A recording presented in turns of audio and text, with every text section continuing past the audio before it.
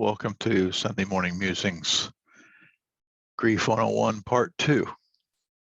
Picking up where I left off, when you start working, I'll finish talking about the 6 stages of grief and the 6 stages finding meaning. Now, what David Kessler realized after the death of his adopted son, after a drug overdose, was that in many ways, he had to grieve differently than what he'd learned in the past. He'd learned that you had those 5 stages, and he did all of them. He at first was in denial that was even happening, or that had happened. He bargained. If he was only there, not on the road, maybe he could have stopped it. He was angry about lots of things, and a drug dealer that sold him the drugs, the people that he were hung with a lot. He was angry at his son for put him in that situation. He was spent some time in depression because he hadn't dealt with his anger quite like he should. And then he accepted finally, after 9 months to a year and of not going on the road and not being involved in any teaching at all, just grieving, he accepted the fact that his son was gone and that his life would never be the same. But he also then realized that there was something else that he had to do besides that. He had to figure out how in the world he would find some way to have some meaning to this horrible tragedy.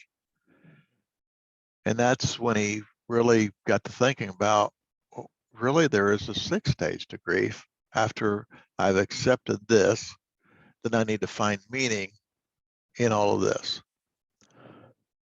And so he wrote a book called Finding Meaning.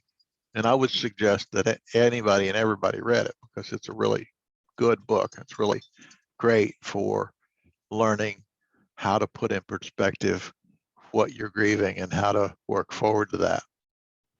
And there are lots of ways that we can do that. I want to talk about some of those today in the second part of Grief 101, because I believe that we all need to find that 6th stage of grief. We all need to find meaning in this horrible tragedy. And I want to try to help you with some of those things. So in that, his finding meaning was to write a book called Finding Meaning. And it was to go out back on the road and begin to talk about grief again, but to tell his story. To tell his story about how he thought he knew everything about grief, that he could tell everybody everything they needed to know about grief, when in actuality, he really didn't know anything about grief because he never experienced it firsthand. What I tell everybody all the time is that even if you've had something similar happen to somebody else, you can't tell them, I know how you feel, because you don't. Now, currently, I have lost my sponsor. I have lost one of my best friends and mentors in the ministry. I have lost my mama, my dad, my brother, and several other people, my neighbor just recently.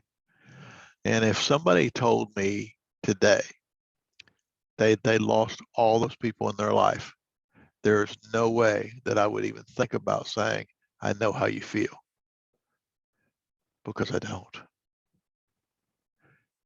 What I can say is I can only imagine how you feel, because I have lost those people too. I have some empathy, and I have empathy for you because I have some part of that. I know possibly how you feel, but I know I don't know exactly how you feel, and I'm not even going to begin to tell you that. So don't tell somebody you know how they feel. That's trying to dance around how I'd say that, but I'm going to say it. Just come out and say it. That's dumb. Don't say it. everybody that's watching this, I know, is smart enough to know that if I tell you not to say something, you really shouldn't say it, and saying it would be dumb. So don't say it. So then David went around the country, and it still does, travels around the country teaching people about finding meaning. And so that's kind of those 6 stages of grief. We talked about those: denial, bargaining, anger, acceptance, and then finding meaning. So how in the world do we get to the place where, after all of that, do we begin to figure out, one, what our triggers are, and two, how to deal with them? Because in my opinion, that's just as important as everything else in this whole process, is that how to deal with those triggers that are going to come up. Now, one of the reasons that this process started for me, and one of the reasons that I decided to do Grief 101, part 1 and then part 2 this week, is because I have been brought to the forefront of really watching and seeing how 2020 and 2021 has changed the grief process. Let me explain. Before 2020 and the pandemic hit in 2021, when the pandemic continued, we could openly have celebrations of life. We could have a funeral service. We could have a casket where it was open, where people would come see the family and the deceased, and they could spend time with them. They could reminisce with stories. They could come together, and then they could actually physically see the burial. And more people were being cremated, which is not, I don't believe is wrong. I just believe that there has to be some sort of closure for all of that. And in 2020 and COVID-19 has caused a huge rift in that closure. It's caused a rift in the grief process, because it's not allowed people to get together. It's not allowed people to get to share stories. It's not, it is undoubtedly the most intrusive thing as far as people putting the pieces of the puzzle back together as anything I've ever seen. We have this need to know things about people who have died and to put those pieces of that puzzle together. And when we have get-togethers, celebrations of life, or other things, then we're able to put those pieces together. What I used to do when I had services of people, I would always get the family together ahead of time. And I always ask the family members to bring the grandchildren if at all possible. And because the grandchildren always have the best stories. They have stories that mom and dad haven't heard, because grandparents are usually mellowed a little bit. They're usually not the same people they were when they were raising their kids. They raise their grandchildren a lot differently than they raised their kids. And the grandkids have the best stories. And so I would sit with a family and I would say, okay, so let's start over here. Let's just go around a circle and just tell me your most memorable moment. I like to do what I call the 3 F's: a fond moment, a moment when that loved one was feisty, and a moment when that person was funny. And then share one of those stories.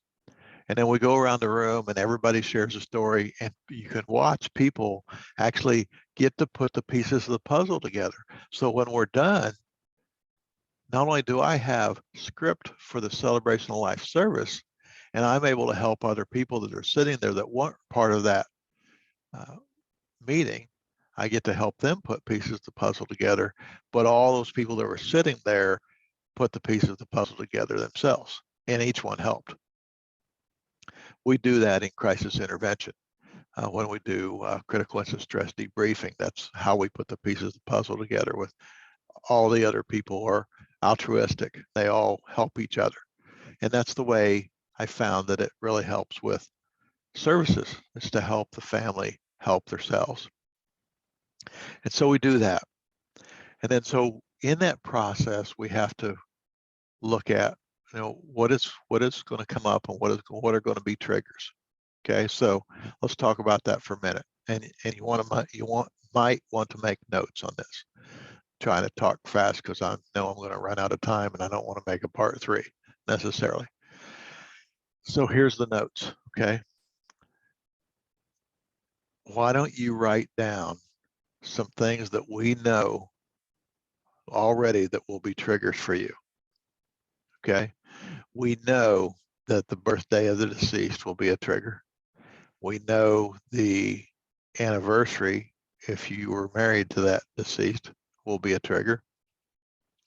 We know that the day that they died will be a trigger, whoever that person is to you.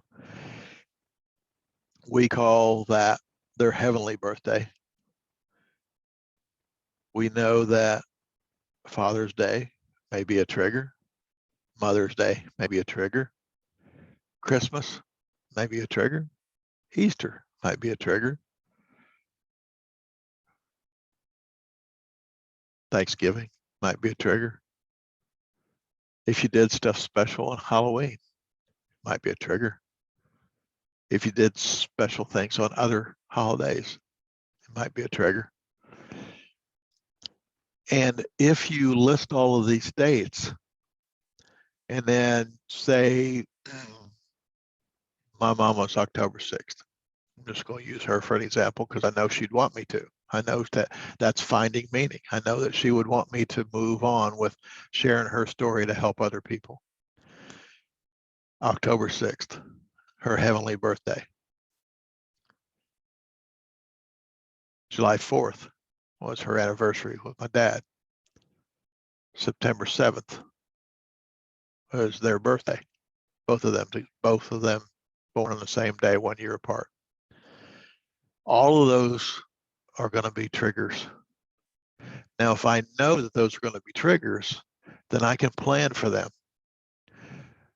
Many times, and we didn't get to this year because of, again, that COVID thing and how it's just wreaked havoc on grief. But typically, my brother's birthday is August 20. Wait a minute, that's Joyce's, August 26th.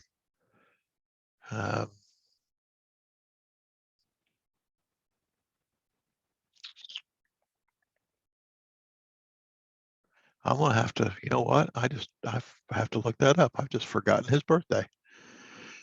And that just irritates me. Now that's caused me to have some anger. He's been gone for over 4 years. So I'll have to go back and look that up. Huh, that's weird. So I've just forgotten his birthday, which I know is temporary because I'll remember it as soon as I'm done with this. But let's just say it's August 16th. Well, some of that problem is my anniversary is on August 10th and Joyce's birthday, August 26th. So I know his is in August, but I just can't put the exact date on it for some reason. And I'm sure I'll get a phone call or text from my sister if she watches this, and she'll correct me and let me know exactly what day it is. Maybe even my children or my wife, positive they know. But irregardless, I know that's going to happen. And so it's not unusual for us that a month before that's going to happen, we begin to plan our get together with our family. We always meet every Sunday, if we can, together as a family, either here at the house or at one of the other person's houses. And then when we know it's close to his birthday, it's not unusual to set a place at the table with a Bengals jersey on it. He loved the Bengals. And allow him to sit and eat with us. Like I said, we didn't do that this year because things were really kind of hectic around that time this year. And with COVID, not wanting to all be grouped up in one spot as much as we had been normally. But that would be a great time. We call each other on those days. One of the ways that we are finding meaning in that is that my youngest son, some of you know, Mike Lake, him and his wife are expecting a baby. His name's going to be Tiago. And just recently they decided to make his middle name Dean. Oh, his middle name Dean was my brother Dennis's middle name, Dean. Dennis Dean. And so another way to find meaning in that is to name a loved one. Uh, many of my relatives have names of people who have died ahead of time. That was very, very common growing up, that people were named after somebody else that had died and went before. So we find meaning in that. So we find triggers. So write all those triggers down, all those possible triggers. Maybe the day of the accident, or the, in one particular instance, not too recently, or very recently for me, was a mom who was really upset over the day that they found her daughter, and not necessarily the day that she died, because it was several days after that she finally died, and they were able to use organ procurement. Were able to donate organs for her. So it wasn't necessarily the day she died, it was the day that they found her unconscious and unresponsive. And so finding those triggers will be really important. And then doing something to get ready for those, to build up to those, doing something that'll help you. For people who have had friends of theirs or loved ones of theirs die of overdose, to find a walk for drug interdiction that they can do.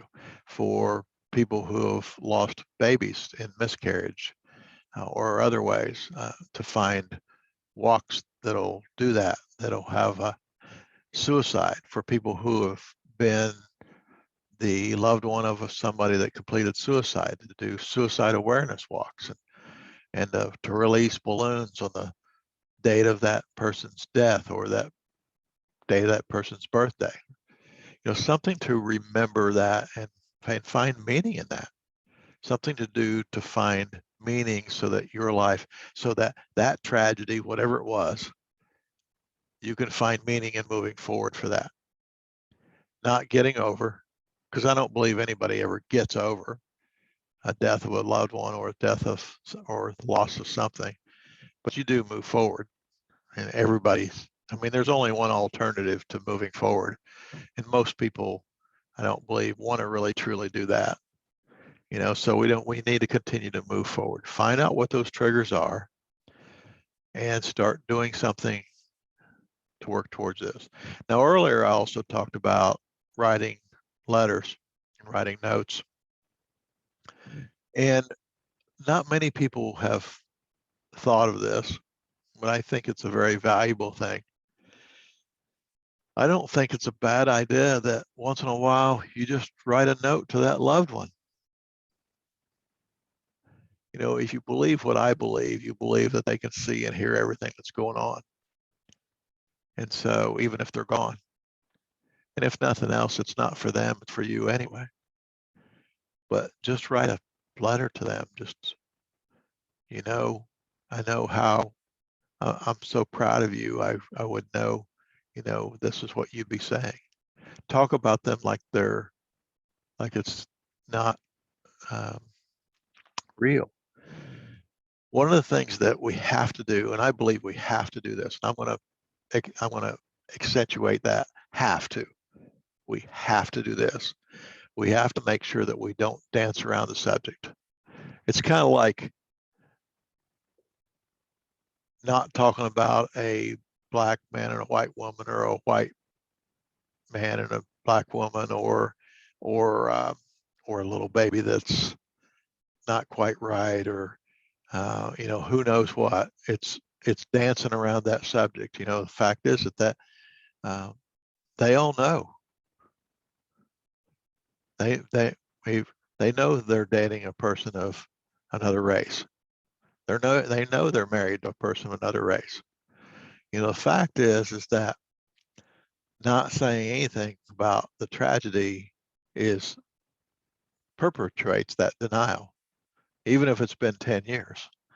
I have a really good friend of mine who has some of the ashes mixed in with a tattoo on her upper uh, chest, that the tattoo is the heartbeat of her son, who died at childbirth or just before childbirth.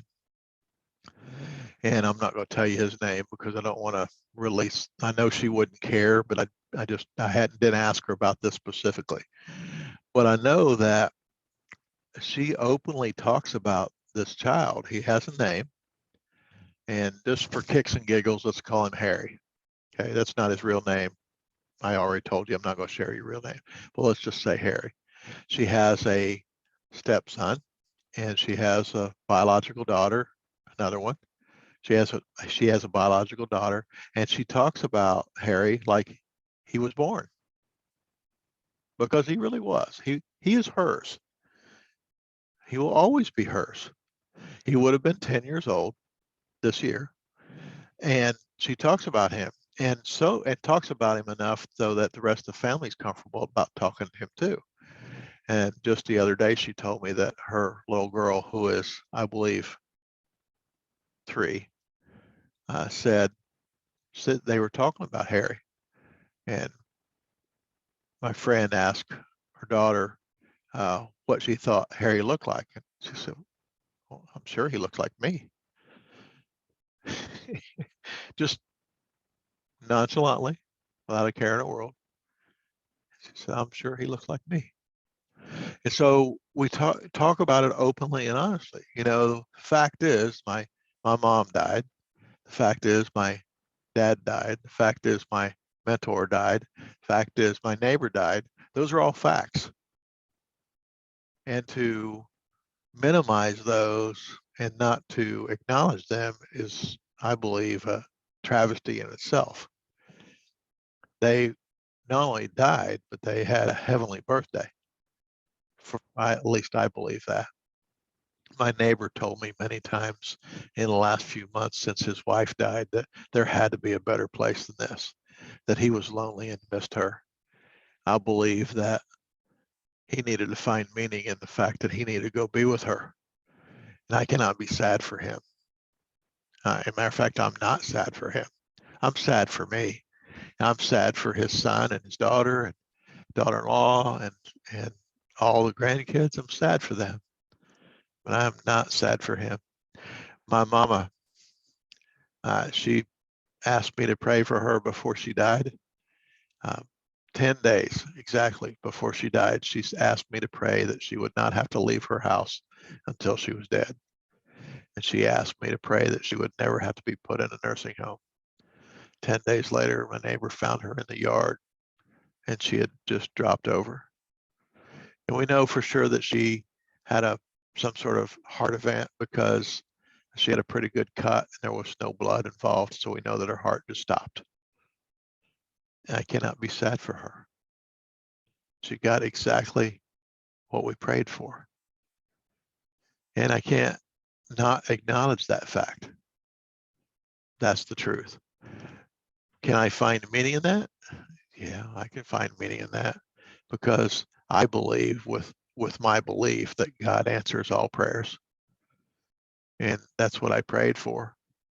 And that's what we got. Sometimes he says no. And would I have liked a little bit more time with her? Absolutely. Would my family have liked a little more time with her? Absolutely. But we got what we got. And now we have to celebrate her heavenly birthday, which I believe is okay. So I hope that all of this is kind of put grief in some sort of basket for all of you. I would still implore that you, if it's been several months or a year and you're still grieving pretty heavily and you're having a hard time getting out of that depression stage, I would think it'd be a really good idea if you went to talk to somebody professionally. And there are ways that you can do that out there that will help you do that. Any one of you is more than welcome to reach out to me. You can reach out on Facebook, private message if you want. If you do that, I'll be glad to give you my phone number and email. And also I got a Zoom account. That's what I'm recording all these on. And so you're more than welcome. We could Zoom even, but I'm going to hear for you. I believe that finding meaning for me is to talk about grief. And that's what I've studied about. That's what I know that and crisis intervention is what I know the most about. And quite frankly, they both go together. Grief comes from a crisis in our lives. And so you got to figure out what you're grieving, figure out what the triggers are, and then you got to make an effort to move forward. Pretty much gave you the outline, walked you through it. Now I can't hold your hand through this. I mean, I can love on you and I can hug you and I can pray for you, but I can't make you do this. You have to do it on your own. So that's my prayer. My prayer is that you'll be able to pick yourself up by your bootstraps and move forward in all of this. I'd like to say a prayer as we close. I did say a prayer before we close part 1, but I definitely want to say a prayer as we close part 2, and then feel free to message me if you thought this was a good two-part two-part segment. One of my love languages is words of affirmation, and I always watch to see how many people commented or liked or thought this was a good video, because I know lots of people are watching it because I can see on Facebook how many people have viewed it, but I also know that not always do I get a lot of comments. So I would just appreciate it if you did that, if you reached out, if you thought it was a good segment and thought that we ought to do more of this in maybe series or sections, or if there's something that you would want me to talk about, I'd be happy to do that too. So let's pray. Gracious and most heavenly Father, I just thank you and praise your name for just allowing us to be able to find meaning in grief. I ask you, dear Father, just to allow us to be able to know that you are real and know that you have given us the opportunity to be who we are, grieve the people that we knew. And I ask you, dear Father, to continue to be with us as we do that, as we grieve and as we find meaning. In your Son's name, amen. You guys have a glorious week, and I'll see you next week then. God bless.